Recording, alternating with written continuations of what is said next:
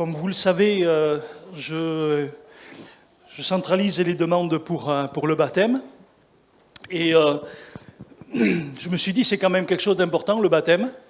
Ça fait partie des choses que Dieu a demandé de faire. Jésus, avant de partir, a donné un ordre, une mission à l'Église. La mission première de l'Église, c'est pas d'être présent tous les dimanches. On va parler de toutes les erreurs. La mission de l'Église, c'est pas simplement, le dimanche que ça soit un moment particulier, bien que ça soit nécessaire. Le but de l'Église, c'est d'aller de faire de toutes les nations des disciples, en les baptisant. Et voilà, donc je voulais reprendre un petit peu cela ce matin. Allez dans le monde entier, faites des disciples, parmi tous les peuples, baptisez-les au nom du Père, du Fils et du Saint-Esprit, et apprenez-leur à obéir à tout ce que je vous ai prescrit. Voilà la mission globale de l'Église et individuelle. Le baptême, c'est quand même quelque chose d'important. C'est vrai que nous vivons dans un pays à histoire catholique, avec un baptême qui, au fil des ans, s'est imposé comme quelque chose à la naissance. En plus, c'était pratique pour l'administration religieuse, parce que tous ceux qui étaient baptisés, ils étaient sur l'état civil. Donc, il y avait cumul des fonctions, mais dans la parole de Dieu, le baptême, c'est quelque chose de volontaire. Il n'y a aucun baptême d'enfant dans la Bible. Et je voulais reprendre un petit peu cela. Jésus a donné quelques versets, quelques règles. Il a dit, allez dans le monde entier, annoncer la bonne nouvelle à tous les hommes. Celui qui croira et qui sera baptisé sera sauvé, mais celui qui ne croira pas sera condamné.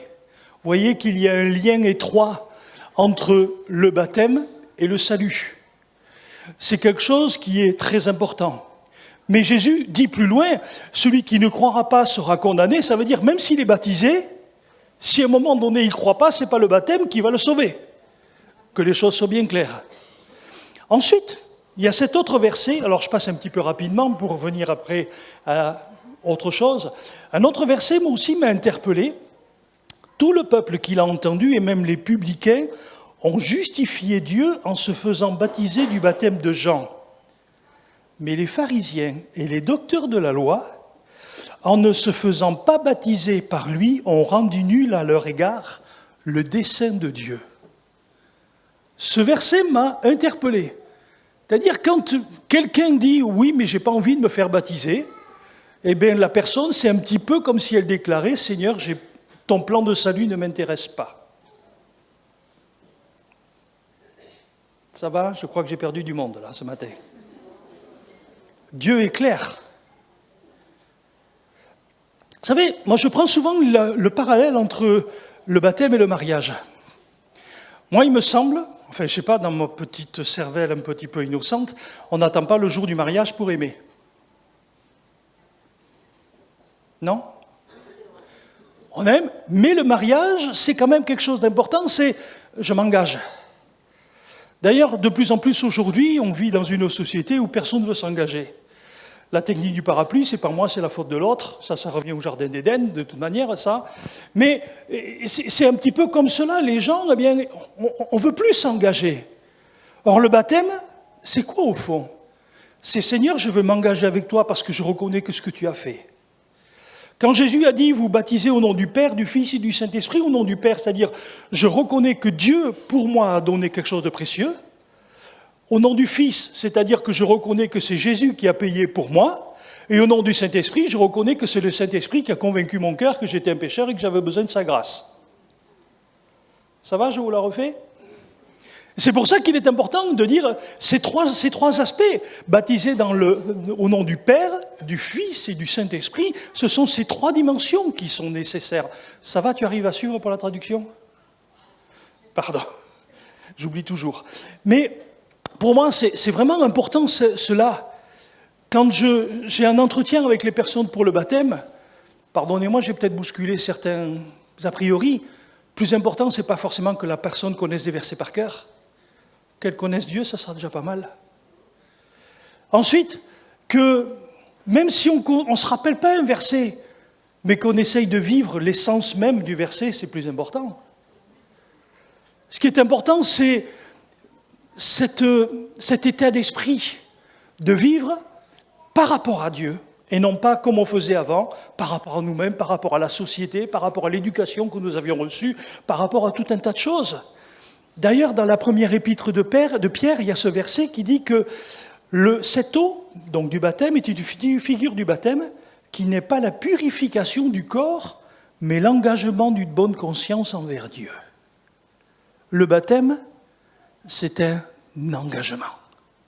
Un engagement pas pris devant un homme simplement. Parce qu'aujourd'hui, vous savez, quelque chose qui... Alors moi, je suis un vieux, de la vieille génération, mais je connais l'époque où on se serrait la main, on promettait quelque chose, et il n'y avait pas besoin d'un papier.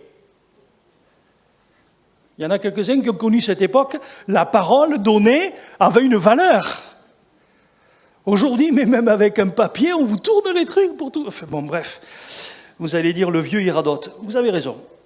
Mais la Bible dit que le baptême, c'est un engagement d'avoir une bonne conscience envers Dieu.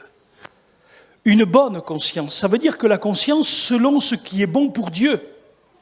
La conscience, c'est une espèce de balance entre le bien et le mal. Sauf que dans le monde dans lequel on est, les plateaux sont inversés. Le bien est appelé mal, le mal est appelé bien. Quand on veut essayer d'obéir au Seigneur, on passe pour un vieux ringard judéo-chrétien.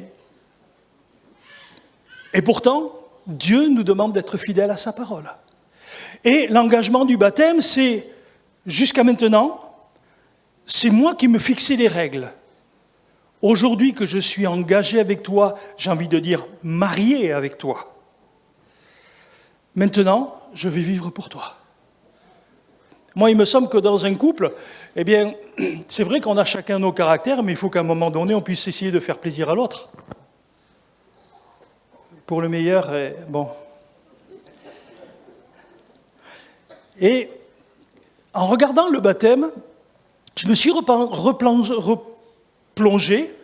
dans le récit d'un reporter extraordinaire à l'époque des apôtres.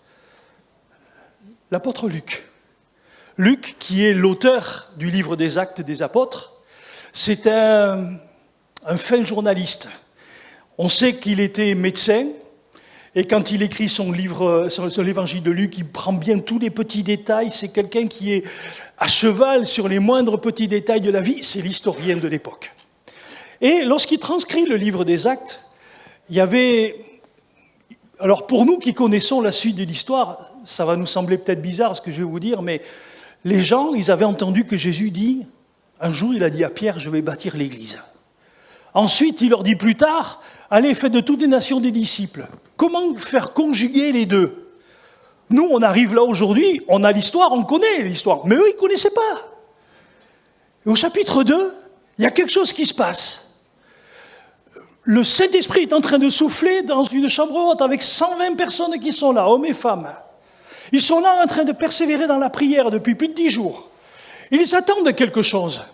Et lorsqu'ils sont là, le Saint-Esprit descend. Les gens sont paniqués dehors, ils disent « Mais qu'est-ce qu'il y a ?» Ils entendent parler le basque, le breton, pardon. Enfin bon, ils entendent parler dans des trucs bizarres. Mais tous à la même chose, la grandeur de Dieu.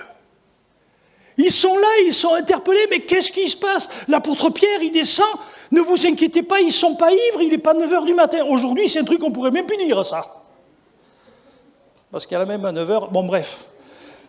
Il est 9h du matin et il commence à parler. Et puis, il y a quelque chose qui se passe. Blam! La Bible dit, ils ont eu le cœur vivement transpercé. Une prédication, 3000 âmes. Moi, ça a plutôt été 3000 prédications, une âme. Eux, ils ont vécu comme ça. Il y a quelque chose qui s'est passé ce jour-là. Et voilà, chapitre 2, versets 37 et 38. Après avoir entendu ce discours, ils eurent le cœur vivement touché. Et ils dirent à Pierre et aux autres apôtres, « Hommes frères, que ferez-vous » Pierre leur dit, « Repentez-vous.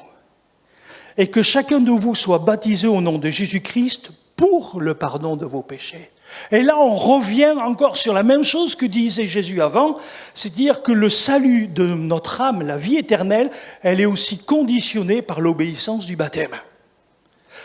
Il a bien dit, vous serez baptisés pour le pardon de vos péchés. C'est-à-dire que le fait d'être baptisé, c'est dire, je reçois ton pardon. je l'accepte. C'est un engagement. Vous savez, c'est un engagement à plusieurs niveaux, le baptême.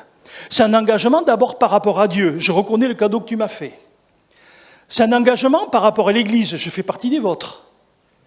C'est un engagement par rapport au monde. Maintenant, je suis différent. C'est un engagement par rapport au diable. Jusqu'à maintenant, tu m'as eu dans tes filets. Terminé, maintenant, il y a un autre maître. Et c'est lui qui doit chaque jour grandir. Cet engagement, il est très important. Mais je reviens sur une chose. Quelque chose qui m'a toujours interpellé dans ce verset. Ils eurent le cœur vivement touché. Et pas la tête.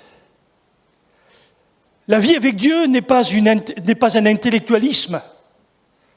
La vie avec Dieu, ce n'est pas une morale. C'est un cœur. Et j'aime bien l'idée de cœur, parce que l'idée de cœur implique que chacun a des réactions différentes. Il y en a quelques-uns, quand ils sont amoureux, ils sont prêts à faire plein de choses. Il y en a d'autres, ils disent rien, mais des actes le montrent aussi. Et on peut avoir tous des réactions différentes dans l'expression de notre amour par rapport à Dieu. Jésus a été surpris, les apôtres ont été surpris quand ils ont vu une femme qui a cassé un vase de parfum pour Jésus. Le trésorier de la troupe a dit, de suite, on aurait pu vendre, il est au courant des prix des parfums. Moi, non. Mais ce qui m'a toujours interpellé, c'est que Jésus dit, vous avez fait de la peine à cette femme parce qu'elle a fait. Et j'ai béni Dieu parce que dans nos cultes, il y a de la place pour ceux qui sont très expressifs, il y en a d'autres pour qui ne le sont pas du tout. Mais on est enfant de Dieu. On est pour de la musique qui bouge, mais on est pour de la musique aussi qui est beaucoup plus posée. Ce qui est important, c'est que chacun on fonctionne avec notre cœur. Ça vous est jamais arrivé de faire des folies par amour? Ça va venir. Comment ça, il y a longtemps? Mais de quoi je me mêle? Il faut reprendre. Bref, non, mais je le dis à moi, t'inquiète pas. Mais c'est vrai que l'amour, et Dieu respecte ça. Dieu respecte ça. Il y avait un jour des petits gamins qui étaient là, qui étaient au pied de Jésus. Ils manifestaient leur amour comme ils pouvaient, faisant du bruit. Les grands, fais les taire, Seigneur. Mais non, mais laissez venir. Et je crois qu'on doit avoir cette liberté dans l'Église. D'accord? Alors, je vais ouvrir une petite parenthèse. Des fois, je me mets à la place des Africains qui ont connu ce qu'ils ont vécu ensemble dans leur pays, leur culte, qui viennent en France. Je me dis, les pauvres. Non? Est-ce qu'il y a des Africains qui sont d'accord avec ce que j'ai dit? Non, il n'y en a pas? Bon, je me suis trompé d'église.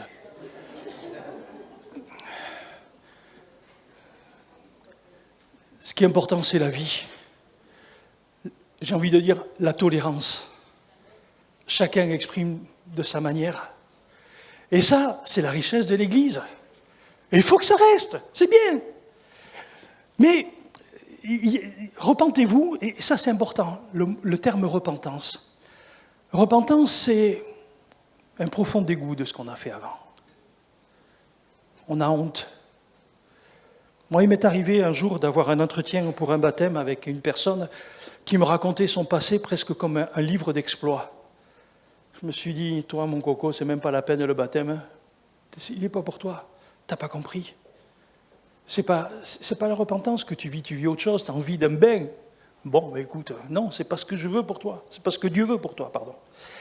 Mais ce chapitre 2, pour moi, donne un éclairage particulier. Il est écrit plus loin, ceux qui acceptèrent sa parole furent baptisés. En ce jour-là, le nombre des disciples s'augmenta d'environ 3000 âmes, et le Seigneur ajoutait chaque jour à l'Église ceux qui étaient sauvés.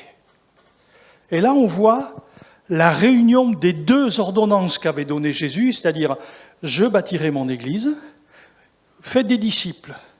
Le baptême, c'est l'inclusion dans une Église. Et c'est là la plus grosse difficulté. C'est pour ça que j'ai intitulé ma prédication « Le baptême et après ». On n'est pas simplement baptisé pour nous, mais on est baptisé comme moyen d'introduction dans l'Église. Alors l'Église au sens universel, mais aussi l'Église au sens local. Et c'est là que ça se complique. Parce que l'Église locale, je me suis aperçu qu'on s'était fait des films, des fantasmes sur ce que aurait dû être ou ce que devrait être l'Église. Vous êtes d'accord avec moi que l'Église, c'est un lieu où il doit y avoir la perfection? Il y a des contestataires. Normalement, oui. Combien de fois j'ai entendu « Ouais, mais dans l'Église, il ne doit pas y avoir ça, il ne doit pas y avoir ça. » Et puis, c'est quand même un peu bizarre. Alors, je reviendrai sur cet aspect. Il y a quelque chose qui s'est passé dans cette Église, et le verset 42, pour moi, est très important aussi. Il persévérait dans l'enseignement des apôtres, dans la communion fraternelle, dans la fraction du pain et dans les prières. Il y a 4 directions qui sont un peu comme 4 pieds d'une table. L'enseignement des apôtres, la communion fraternelle, la fraction du pain et dans les prières. Et pour tout cela, il y a un dénominateur commun, persévérer. Alors, je vais en prendre les 3 premiers assez rapidement, puis je vais en garder un pour la fin. Persévérer dans l'enseignement des apôtres. Jésus a dit, vous les baptisez et ensuite vous les renseignez à observer ce que je vous ai prescrit. C'est-à-dire que l'Église doit être un lieu d'enseignement où chaque jour, eh bien, on vient apprendre un peu plus à connaître Dieu. Ça, c'est pour ça qu'il est important de venir à l'Église. Certains disent, oui, mais je lis ma Bible à la maison. Oui, c'est un petit peu comme si tu respires l'air dans une poche. Tu t'auto-alimentes. Mais on a besoin de quelqu'un d'autre. Dieu a toujours voulu quelqu'un d'autre. D'ailleurs, Dieu a mis Jésus comme étant le chef de l'Église. Si l'Église aurait dû être un petit truc, un machin, il n'aurait jamais mis quelqu'un d'aussi important à la tête. Et Dieu a donné à l'Église différents ministères. C'est-à-dire que chacun avec une sensibilité différente, avec un cadeau reçu de Dieu différent, il y a la complémentarité. Et c'est pour cela qu'ici, vous voyez tous les dimanches des prédicateurs différents. Ça, c'est la complémentarité de l'Église que Dieu a voulu. Moi, j'ai ma personnalité, mon type de prédication, mais je ne pourrais pas revêtir le costume d'un autre qui a reçu un autre ministère. Je prends l'exemple de l'enseignement aux enfants. Moi, je ne sais pas faire. Parce que moi, les gamins, il faut qu'ils soient sages 3/4 d'heure pour m'écouter. Sauf que ce n'est même pas dans leur logiciel. Bon, bref. Chacun son truc. Et dans l'Église, on est là tous complémentaires. J'ai envie de dire tous au même niveau. Et c'est ça la famille de Dieu. On persévère dans l'enseignement des apôtres, persévérer dans la fraction du pain, c'est-à-dire tous les jours, on continue à se rappeler que si on est là, c'est grâce à ce pain et ce vin, grâce au corps et au sang de Jésus. Persévérer dans la fraction du pain, c'est persévérer dans l'humilité et dans le fait de rendre grâce à Dieu pour ce que nous sommes devenus grâce à lui. Persévérer dans les prières, c'est pareil. La prière, c'est la respiration de l'âme. Alors, ce n'est pas simplement se mettre à genoux. Moi, je vais vous dire, là où je prie le plus, mon bureau de prière, c'est mon atelier. Je suis en train de bricoler mes planches, mes morceaux de bois, j'ai fait des trucs, je perce, machin. Mais mon esprit est avec Dieu. Ma prédication, avant qu'elle soit sur le papier, elle est d'abord là, dans mon atelier, avec Dieu. Il y en a d'autres, c'est en allant à la chasse, à la pêche. D'autres, c'est en étant au volant de la voiture. Bon, il vaut mieux pas fermer les yeux quand on prie comme ça, mais bon, voilà. Mais enfin, ce qui est important, c'est la relation avec Dieu. Mais je garde le dernier pour la fin. Il est écrit qu'ils ont aussi persévéré dans la communion fraternelle. Et cet aspect, j'aimerais l'aborder un peu plus en profondeur. Parce que, étant donné que l'Église, comme disait Marc il y a 2 semaines, c'est l'appui et la colonne de la vérité, elle est également une cible de l'adversaire de nos âmes. Il y en a un qui sait très bien que tant que l'Église elle est debout, il est mort. Lui, son objectif, c'est de faire que chacun d'entre nous en arrête. Que chacun d'entre nous, on perde notre vigueur, notre vocation. Jésus a dit, vous êtes le sel de la terre, mais si le sel perd sa saveur, il ne sert plus à rien. L'Église n'a sa valeur qu'à partir du moment où nous, on reste dans l'état d'esprit que Dieu a voulu pour cette Église, dans sa diversité. Mais c'est important. J'aimerais vous dire que le diable, l'Église, il en a horreur. Mais j'aimerais vous dire que ce n'est pas parce qu'on est chrétien que le diable ne rentre pas dans l'église le dimanche matin. Je ne veux pas faire de la pub pour lui, mais je ne veux pas non plus ignorer ses décès. Et c'est quelque chose qui m'a fallu du temps à comprendre, à réaliser et encore plus à expliquer. C'est que, eh bien, il y en a un, s'il n'a pas réussi à nous empêcher d'aller au baptême, il permettra que le baptême perde sa signification, parce que l'engagement dans l'Église, peu à peu, est dilué au travers de disputes, de choses bizarres. Alors c'est vrai, je vous revenais à ce que je vous disais tout à l'heure, pour beaucoup, l'Église, le fantasme, c'est un lieu où il y a la perfection. Les gens me disent, mais vous vous rendez compte, dans l'Église, il y a ça. Et je vais vous faire je vais revenir, il y a un autre reporter de l'époque, c'est l'apôtre Paul, dans Éphésiens, au chapitre 4. C'est un petit peu long, mais je vous le lis quand même. Et vous allez voir ce qu'était une vie d'église à cette époque-là. C'est pourquoi renoncer au mensonge.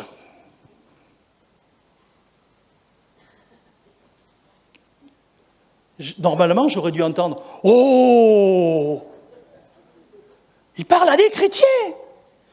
Que chacun de vous parle selon la vérité à son prochain, et non pas sa vérité. La vérité, c'est la parole de Dieu.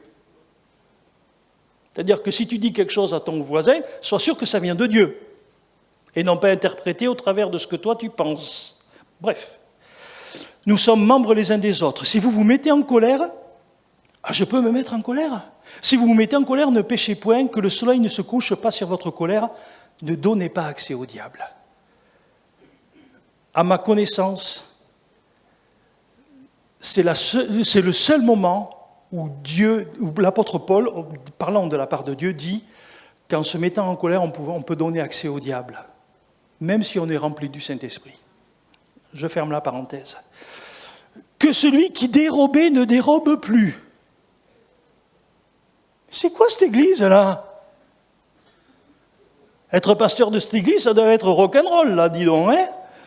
Mais plutôt qu'il travaille en faisant de ses mains ce qui est bien pour avoir de quoi donner à celui qui est dans le besoin, qu'il ne sorte de votre bouche aucune parole mauvaise, mais s'il y a lieu, quelques bonnes paroles qui servent à l'édification et communiquent une grâce à ceux qui l'entendent. N'attristez pas le Saint-Esprit par lequel vous avez été scellés pour le jour de la rédemption. Que toute amertume, toute animosité, toute colère, toute clameur, toute calomnie, toute espèce de méchanceté disparaissent du milieu de vous. Soyez bons les uns envers les autres, compatissants, vous pardonnant réciproquement comme Dieu vous a pardonné en Christ. Vous êtes d'accord avec moi qu'on est loin du fantasme qu'on veut essayer de nous faire croire, là. Dans l'église, il y en a qui mentent, qui volent, qui... Moi, vous savez, mon problème en tant que pasteur, pendant toutes ces années où j'ai fait surtout beaucoup d'erreurs. Je voulais régler les problèmes, alors que c'était à Dieu de s'en occuper, c'est pas moi. Et puis, alors je vais vous le dire avec une manière un peu triviale, excusez-moi l'expression, ça va être compliqué pour toi à traduire ça. Il y a un dicton, quand j'étais petit, qui disait « il n'y a rien de plus difficile que de faire boire de l'âne à un âne qui n'a pas soif ». Ça, tu ne vas pas pouvoir le traduire, ça, je ne pense pas. Ça veut dire quoi? Mais vous savez, vous pouvez dire ce que vous voulez, si les gens n'ont pas envie de changer, ils ne changent jamais. Même si toi, tu vas en mettre... Moi, j'ai compris une chose. Dans l'Église, on est tous imparfaits, on vient, et puis voilà. Mais alors, la Bible dit de rechercher la sanctification. Oui, mais par Dieu, pas par toi. Ça va? Et je crois qu'on a besoin de comprendre cela. L'apôtre Paul, par exemple, dit dans son épître aux Romains que celui qui est fort doit supporter les faiblesses de ceux qui sont faibles. Ben oui, parce qu'avant d'être quelqu'un qui est capable de faire des bonnes choses, il a commencé par faire des erreurs. Quels sont ceux qui n'ont jamais fait d'erreurs dans leur vie? Moi, on m'a toujours dit qu'on apprend beaucoup plus de nos erreurs que des choses qu'on réussit, parce que des fois, on ne sait même pas pourquoi on les a réussies. L'erreur, c'est une occasion d'apprendre. Je ne sais pas si je vous l'ai déjà dit, mais un jour j'ai entendu quelqu'un, on dit que c'est Churchill, je crois, qui a dit cette parole, soit je réussis, soit j'apprends. Ça veut dire que quand tu fais une erreur, tu apprends quelque chose. Aujourd'hui, tu as péché, eh bien, tu apprends que demain, eh bien, tu sais dans quel domaine il faut que tu travailles ta vie. Mais tu es mon frère, tu es ma sœur, et c'est pas pour cela que je vais te gicler. On est solidaires, on est une famille. Il y a des gens qui ont des familles nombreuses. Autant il y a de frères et sœurs, autant ils sont différents. Il y en a, ils sont timides, l'autre, c'est le feu. Et c'est la même famille. On est tous différents. Dans l'église, il y en a qui aiment, je te fais la bise, et les autres. Puis en plus, avec le Covid qui est passé, là, ça a tout bousculé. Quand on est chrétien, un saint baiser fraternel, oui, mais ça me suffira largement. Et on ne respecte pas l'autre. Il y en a quelques-uns, ils aiment bien qu'on prenne soin d'eux. Et il y en a d'autres, ils en ont assez qu'on leur fasse un questionnaire de santé à chaque fois. La Bible dit de persévérer dans l'amour fraternel. Soyons matures. Ce qui est important, c'est qu'on puisse réaliser que Dieu nous a fait des cadeaux, d'abord à nous, mais il nous a fait aussi des cadeaux avec des frères et des sœurs. Oh, c'est vrai, il y en a quelques-uns, je dois le dire, j'ai moins d'affinité qu'avec d'autres. Mais ça n'empêche pas que je les respecte. On a le droit de ne pas être comme moi. Moi, je suis assez tactile, moi j'embrasse, je tutoie facilement. Et bon, il y en a quelques-uns que ça énerve. Bon, je demande pardon. Je reviens là-dessus. Vous savez, un jour, je me tenais devant le Seigneur et j'ai réalisé certaines fois où je n'avais pas été à la hauteur et j'ai été pris de panique. Parce que je me suis dit, un jour, je serai devant toi, il va falloir que je rende compte de tout ça. Et je vais vous avouer, j'ai eu peur de rencontrer Dieu. Je sais que je choque, mais je préfère dire les choses cash. Mon frère, ma sœur, n'attend pas d'être devant lui pour regretter. Aujourd'hui, essayons d'être cette Église qui accueille, qui entoure, qui encourage. Quelqu'un qui ne vient pas, alors pourquoi tu n'étais pas là? Ben parce que j'étais pas là. On n'a pas besoin de se justifier les uns des autres. Chacun d'entre vous aura à rendre un compte à qui? À Dieu. Soyons cette Église accueillante, ouverte. Il y a des gens qui ne viennent pas au milieu de nous parce qu'ils n'ont pas l'argent pour venir. Ce n'est pas un manque de foi, c'est un manque de sous. Excusez-moi d'être un peu... Mais il y va de la survie de l'œuvre de Dieu. Il persévérait dans la communion fraternelle. Le pasteur qui m'a formé au départ, un jour en prédication, il a dit « Mais je vais vous donner une parabole ». Alors, c'était sa parabole à lui, la parabole des 2 hérissons. Alors, ce sont 2 hérissons qui, en plein hiver, sont là l'un à côté de l'autre. Il y en a un qui dit à l'autre « Ça caille quand même, hein ?» Ouais. Alors, ils se sont rapprochés, puis « Tu piques !» Je ne parle pas de ça, hein. Ils piquent.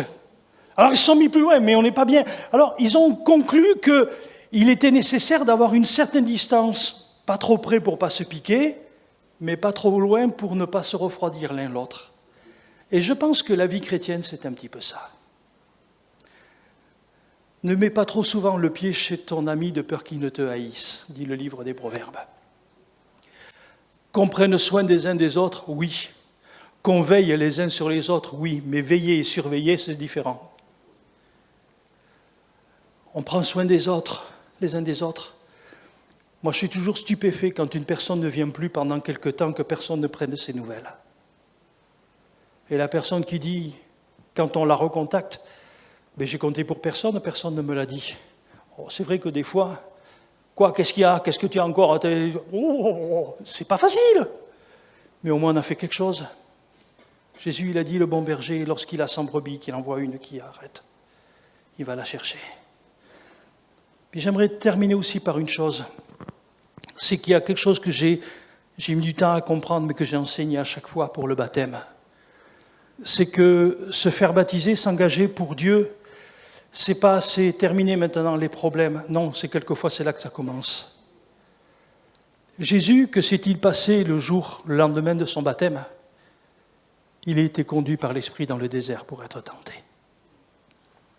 Et par mon expérience, J'ai pu constater que souvent, des candidats au baptême vivent des temps d'épreuve extrêmes, soit juste avant le baptême, soit au moment du baptême ou après.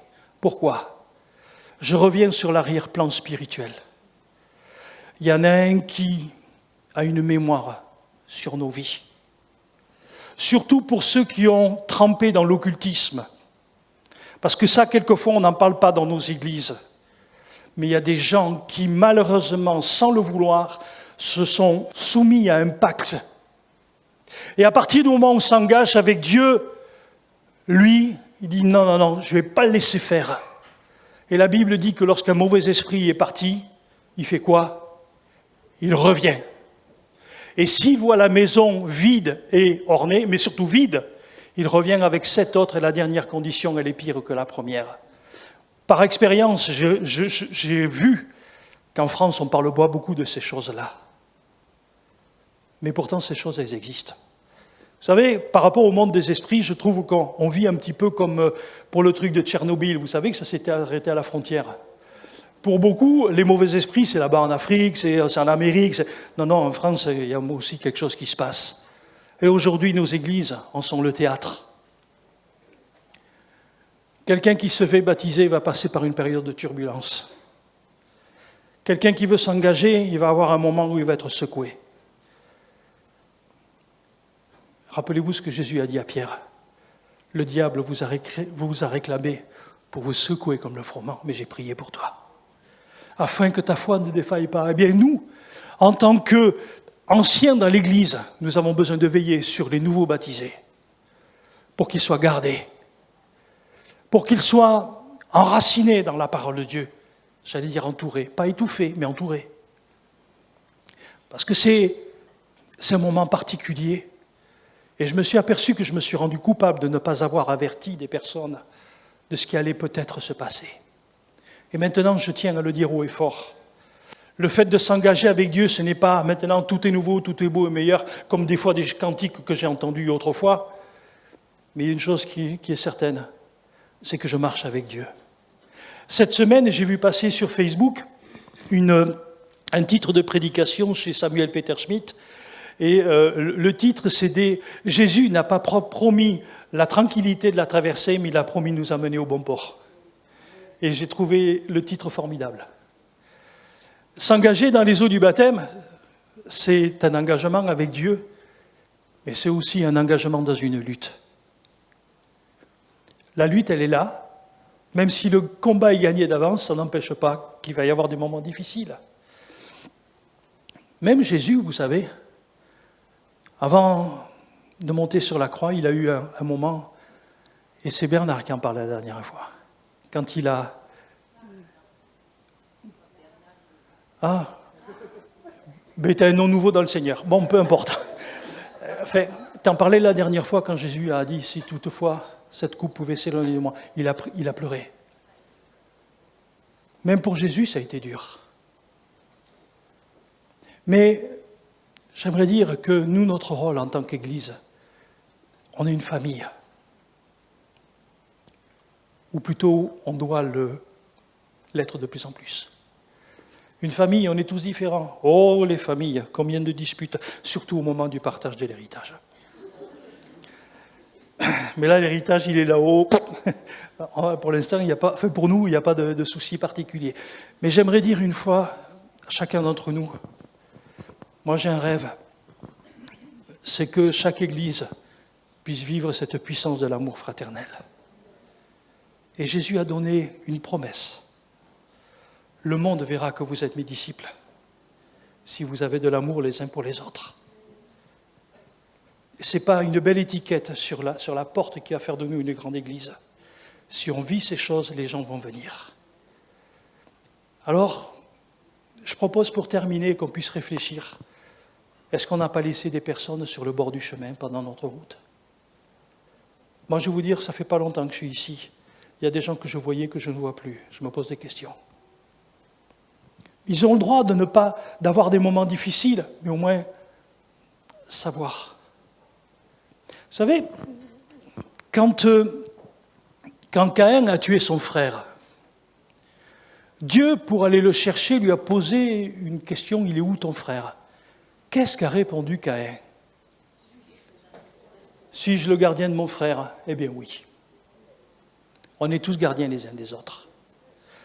Gardiens non pas dans le sens d'emprisonner, mais gardiens dans le sens de dire, il y a quelque chose qui nous unit. Je connais quelqu'un un jour qui a dit que, vous savez, la famille, ce sont les amis qu'on nous impose. Je trouvais ça un peu bizarre, mais l'Église, c'est un peu pareil. L'Église, ça serait plus simple si tout le monde était comme moi. Tu contestes, Cathy? Et tu as bien raison. Ben oui, mais Dieu a voulu la diversité. C'est Dieu qui l'a voulu. Alors, arrêtons ce fantasme de dire que l'Église devrait être ceci, devrait être cela. Mais comme dit Paul, au point où nous en sommes, marchons tous d'un même pas. Vous êtes différents et je dois apprendre à vous respecter. Et ça, c'est quelque chose qui est très important. Il en va de la survie de l'Église. Prenant conscience que si on touche à l'Église, on touche à Dieu. Paul, quand il réunit les anciens de l'Église d'Éphèse à Milet, il leur dit « Prenez garde à vous-même et au Saint-Esprit sur lequel... prenez garde à vous-même pour veiller sur l'Église que le Saint-Esprit... je ne me rappelle plus du verset, que Dieu s'est acquise par son propre sang. » Vous voyez, je vieillis, je ne me rappelle plus. Prenez garde à vous-même. Quand on fait partie de l'Église, Dieu nous confie des hommes et des femmes. À nous d'en prendre soin. Même les enfants de l'école du dimanche, souvent je me suis aperçu, on commence à leur dire bonjour quand ils arrivent à être candidats au baptême. Non, quand ils sont petits, si on leur dit bonjour, ils s'en rappellent. Ce sont des petits détails comme ça qui font que l'Église, elle est belle. Et je vais vous dire, ce que j'ai remarqué aussi, c'est que pour amener des gens dans une église, il faut qu'on y soit fier d'amener les gens que l'on aime le plus. Ça veut dire que c'est une église où chacun met le meilleur de lui-même pour l'autre. Faites aux autres ce qu'on aimerait que vous fassent pour vous. Eh bien, voilà ce que je vous propose. Ce matin, on s'assoit tous et on dit, Seigneur, on veut être cette famille soudée. On veut persévérer dans la communion fraternelle. Oh, vous savez, il y a plein de gens à qui j'aurais aimé demander pardon. Par une attitude trop dure. C'est difficile, quelquefois. Un jour, une femme prend... c'est une femme, j'ai rien contre les femmes, mais c'est une histoire que l'on raconte. Merci Mireille. Le regard. Je te regarde plus. Une dame vient dans le bureau du pasteur et dit « Pasteur, je me sens mal, je viens de réaliser que j'ai dit du mal de tout le monde dans l'église. » Et le pasteur dit « Merci Seigneur, elle a compris. » Elle dit « Je viens demander pardon. » Alors le pasteur, lui, il prend un coussin qui était là, il ouvre la fenêtre, il ouvre le coussin. C'était les coussins comme avant avec plein de plumes. Il secoue, puis il dit « Maintenant, allez chercher les plumes. » Et ouais, vous savez, on a dit des paroles, on a eu des attitudes. On ne pourra pas revenir en arrière. Parce qu'il y a des gens, à cause de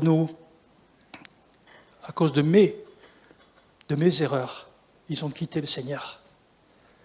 Et ça, j'ai dit, plus jamais. Est-ce que vous êtes d'accord qu'on soit cette église? On chante, on est un dans un lien d'amour, ouais, mais le vivre, c'est mieux. Et je propose qu'on puisse se lever tous.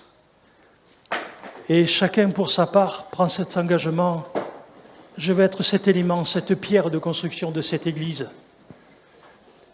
Le Seigneur, quand il va venir chercher son église, il va venir chercher une église sans ride, sans tache. Et nous voulons vivre cet amour. Seigneur, merci pour cette opportunité ce matin que j'ai eue d'apporter cette parole que tu as mise sur mon cœur. Merci Seigneur de permettre que nous soyons effectivement cette église pour ta gloire, Jésus. Seigneur, aide-nous peut-être à essayer de réparer ce que nous avons pu faire. Aide-moi à accepter le frère ou la sœur avec qui j'ai du mal. Mais Seigneur, pour elle aussi, pour lui aussi, tu as donné ton sang. Et cette personne, elle a la même valeur que moi, même si j'ai du mal. Mais Seigneur, je te prie pour ces candidats au baptême. qu'ils puissent réaliser que leur place, elle est dans l'Église. Et que le diable fera tout pour les déstabiliser. Mais nous, nous voulons être là, des protecteurs, une muraille pour eux, Seigneur. Merci, mon Dieu. Amen.